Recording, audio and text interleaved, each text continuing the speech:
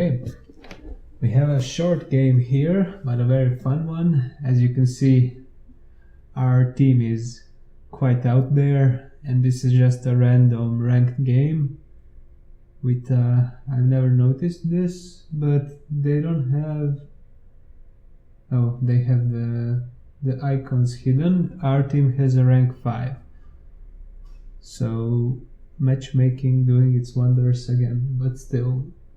Our team comp is very weird here. We have, it's not very weird, it's just rare to get in a solo queue game, I guess. Because we have basically the ideal combo for a Illidan and a Kerrigan to basically just be our raid boss. We can buff her, we can heal her, increase their attack speed, just keep them alive through all the positioning errors and fails they could possibly do. And on top of that, we also have an Abathur who will buff their damage and give them a small shield as well. So you'll see how it goes, but it's a very fun one, and as always I will be taking it from the perspective of the hero I'm playing, which is Uther, and how I position, why I do the things I do, and how you can just learn this hero, which is currently probably the strongest healer as the meta has evolved. Him and Karazim would be my top 2 priority picks for the healers. Just because of, well, mostly because they can just nullify enemy burst if necessary, and have a lot of tools at their disposals. If you go with Uther, you have stuns, you have a way to basically remove any burst potential, because you have 2 instant heals, which are, one is targeted, the other is skill shot based, but still, if you land both of them, you can basically nullify a burst. And of course there's the ultimate, same for Karazim. So pretty good heroes, both have slightly different playstyles but end up doing the same job quite well, and that's the strongest type of healer right now. So these fights, they will be very hectic through the game. At the start it went their way, later it might go our way, we will see. So I was thinking, at this moment I was thinking about heading to the base, but I realized if I did that, we would lose some experience here, not that much, but still, if we can reach level 3 as soon as they do, then we might be able to match the speed that they will get once they start getting talents, which is from level 4. So if we are slightly behind, that is alright, but if we let them snowball a bit with 1 talent advantage during this spawn, then it's easy for them to take it, and we just cannot contest it. But as you see, the fighting starts and we have a lot of damage, and it's coming from Illidan and the hat on him, so he can just keep jumping and he gets shielded and healed, and it's not pretty, it just never stops. So the reason I go to the bottom is so I can just seal off another exit. So he tries to escape, but we corner him, and there's really no way for them to go down there. So they head back to their base, and that doesn't work that well because Illidan can just leap all over you. And I'm just trying to position myself in safe positions where I could reach either side where my team is to heal them. It's just something you have to think about. If you're Uther and you see your team is pretty low, if you can die, and then you can heal them back to full, but only do that if it's absolutely necessary, as giving enemy kills is not something you should have in your strategy. We decided to defend most of the game, but the spawn came like this, so we were too close to the enemies immortal, and then brawls happen as always, so you have to keep an eye out on how split your team is, where you can position. So here Tassadar is coming, we could go around and try to go for theirs, or just intercept here. So there's multiple ways to approach, but you just have to keep in mind that you need all your team there except for Abathur, which is he basically can't teleport with that hat, so he's always in a fight. So again, we see the point where we can go in, and that's how it goes. You just help Illidan snowball and he does the rest. If he's a good Illidan, that's how it's gonna go. So again, sealing them off so they can't really walk away, and then once that's out of the way, it just gets up. It ends up being pretty easy. You just clean them up, and there's nothing they can do if they don't have the burst to kill Illidan. They cannot stop him, so this is how it looks. So when you see Immortals, like, oh, okay, I know what happened here. Okay, so it was some lag there. If you are forced to soak as Uther, you could go a different build from the one I did here. Mainly you could change cleanse to Holy Fire, as much as people debate that hero ability. It isn't that bad. You get the value out of it later on if you are the one who has to push out between waves, but we have a Tassadar and an Abathur, so no need. And I just picked cleanse, not because we need it, but because I want to enable them to chase Jaina by removing her slows or any other combination of factors that might lead to us not catching up. So that's all the only reason I took it. I don't need any other skill here. We have the shields, we have everything, so healing was not necessary. Level 10 will of course be Divine Shield, because it makes them immune to damage, but that's not the main part of it. For this type of team comp here, you get the removal of all CC, so if he's slowed, he just keeps going like he wasn't, and that for Illidan is more important than not taking damage in this type of team. So in this team he will not be taking damage.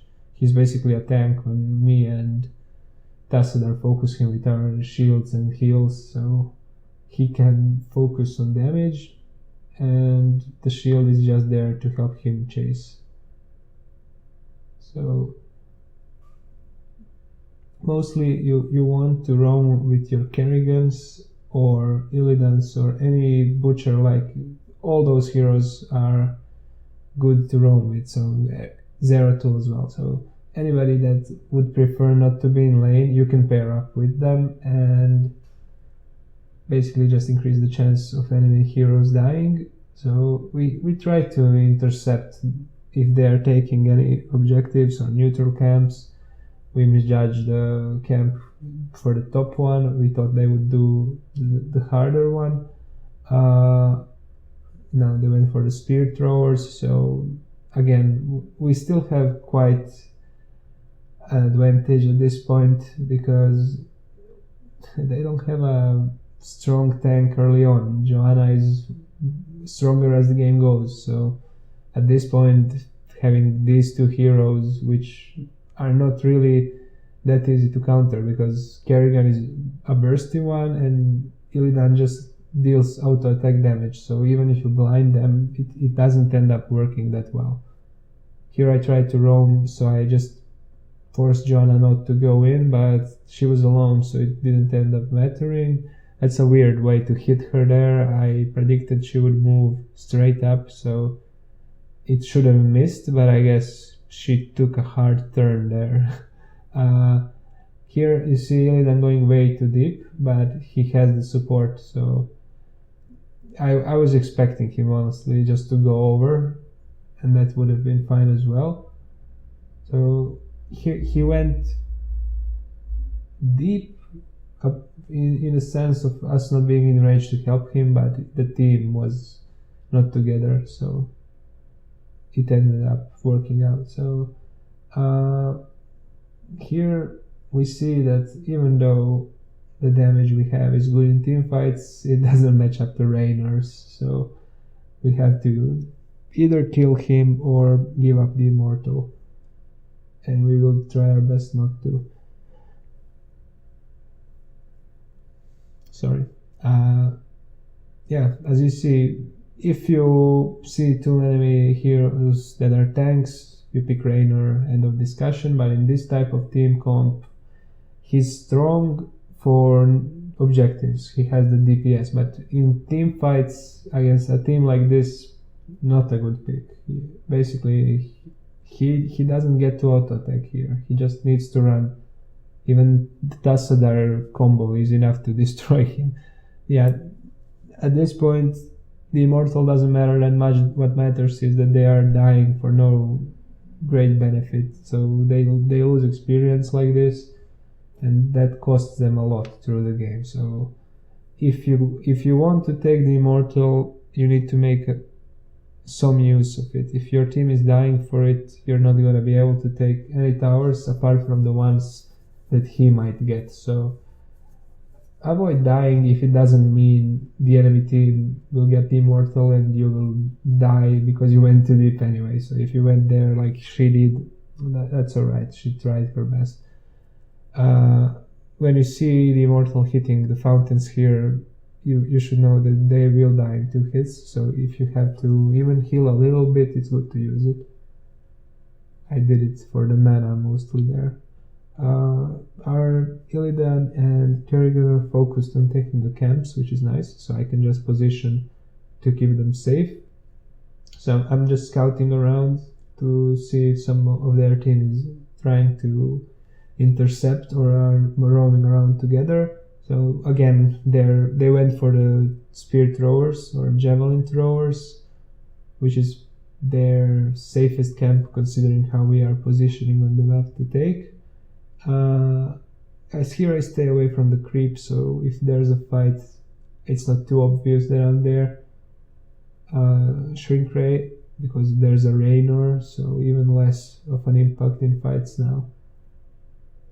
Here is a team fight that's pretty hard on us, but you will see that even in such a bad position, we still don't die, so there's something to this team comp. At least it's not that awful. So yeah, he goes very deep, but with this type of team, that's what you do. So we just keep him at full HP, even though he dived into 4 people, or 5 if you count that all of them were close to each other. So I see that there's no Kerrigan, so I'm not doing anything crazy. I'm just standing in the back.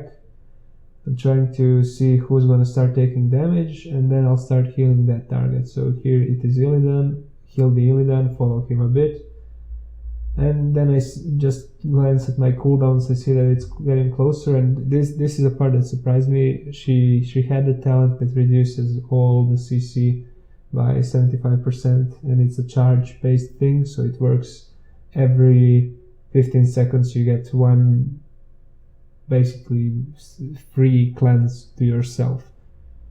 75% removal of a stun or a slow is basically no slow. We tried to see where Zagara went here, but she disappeared. So we focused the immortal a bit. Then I will be going to heal because there's a fountain coming. I have the cooldown ready. I'm just confused by the new interface. Yeah, so if you pay attention to the following team fights, we can focus on how to approach Uther in the later stages of the game. So this is the point where your use of your ulti makes or breaks the game, basically, when they are close. So here we just go with our strategy that we prefer to defend, since if they go in on us, not good for them. So okay, I'll just keep on the fight. So I use it on Illidan there just to get him rolling through without any crowd control, and that ended up working quite well. So we pushed them out completely. We isolated the Joanna, and she just gets dropped. So now we are free to take the immortals or take their camps as well. I preferred this option, and they realized, wait, we can just come here and contest, but I had the shrink ray, so Raynor didn't expect it. I guess I tried to move a bit back, so he thinks I'm in my oh fuck mode, I have to run, so he went for it, went for me, and then he got slowed, and that resulted in a kill. So it just snowballs even further, and I think the Illidan in this game is the happiest person on our team, so he got the game he wanted. And I was the first pick, he was the second pick, and Kerrigan and Illidan were the first heroes that were shown on our team screen, and it paid off. So I went for a team comp, and the others followed, and this is the result. So games like this, yeah, I instinctively moved from the edge of this mist or whatever it's called, so he can just go through, but nobody was there, and it's good that they weren't, because it would be weird to see people just misposition that badly. Tassadar using the new power that never was used before, which is not new at all, but it's like new, I never expected. So again, there's nothing to say here, it's just your team with this type of team comps is just wrecking through it. And yeah, I kept an eye on Illidan, so I knew that I could protect him there. That's something you can just, basically all you have to do with Uther.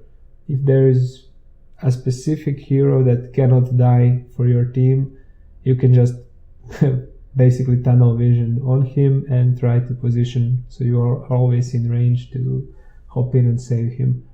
So it is a very, very quick game. I hope you enjoyed some of it. It's a bit messy, but overall it was very fun to play. It had its moments, so let me know if you like it, and you can leave me some hero requests and I will record them for you. Until next time, see you. Wait, I remembered something. Just proof. So you see the ranking, the hero talents, the stats, such things. Yeah. So it was just a stompy game. I had such games all night.